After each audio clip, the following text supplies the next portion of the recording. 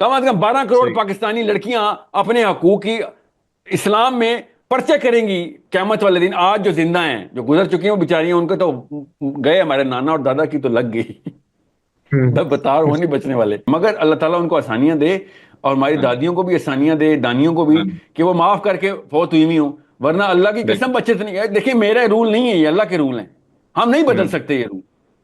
ہم جو مرضی کریں یہ رول نہیں بدل سکتے. یہ اجازتیں انبیاء کو نہیں دی اللہ تعالیٰ نے, ہم ہوتے ہیں رول بنانے اور بدلنے والے. بالکل ٹھیک کہہ رہے ہیں. اپنی بیٹیوں کے بارے میں بائی دا وے میں اور آپ دونوں یہی والے رول چاہتے ہیں. کسی کی بیٹی جب شادی کر کے لاتے ہیں تو ہم رول بدل دیتے ہیں. یہ نہ کریں نا, ٹھیک ہے. جب میری بیٹی جائے تو میں مسلح, اور کسی کی بیٹی آئے تو میں شکلا. ایسے نہ کریں نا سر, یہ ہندو والے کام ہیں, ایسے نہ کریں. سو یہ بیویوں کے ساتھ بہت سینسٹیو معاملہ ہے. بیویوں کے الگ سے پوری کی پوری کنفائنمنٹ الگ سے ہونی چاہیے. اگر آپ افورڈ نہیں کر سکتے, آپ شادی کے لیے تیار نہیں ہوئے, یہ میں نہیں کہہ رہا ہوں, یہ میرا رب اور میرا قرآن اور میرا نبی کہہ رہا ہے کہ بھیا آپ اگر استطاعت نہیں رکھتے, کس چیز کی استطاعت, کہ آپ ڈیسیژن خود لیں اور آٹونمی آپ کی ہو, ایز اے مین آپ کی آٹونمی ہو. قوام آپ کو بنایا گیا تھا, آپ کے ابا جی کو قوام نہیں بنایا گیا تھا.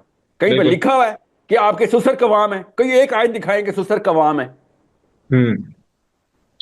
شور قوام ہے, مانتا ہوں میں شور قوام ہے, مگر سسر قوام کب سے ہو گیا؟ نہیں, بالکل نہیں. تو یہ بدعت نہیں ہے. اہل حدیث جو جوائنٹ فیملی میں رہ رہے ہیں ان کو کہہ رہا ہوں, جو اہل حدیث بدعت کرتے رہتے ہیں, وہ اہل حدیث, میرے اہل حدیث بھائی ہو, آپ کو بدعت سے شدید نفرت ہے. کیا یہ بدعت نہیں ہے کہ آپ جوائنٹ فیملی سسٹم میں رہیں اور قوام کوئی اور ہو, ڈیسیژن کوئی اور لے, اور آپ کی بیوی کی پرائیویسی کو بریچ کرنے کو آپ فرض سمجھتے ہو؟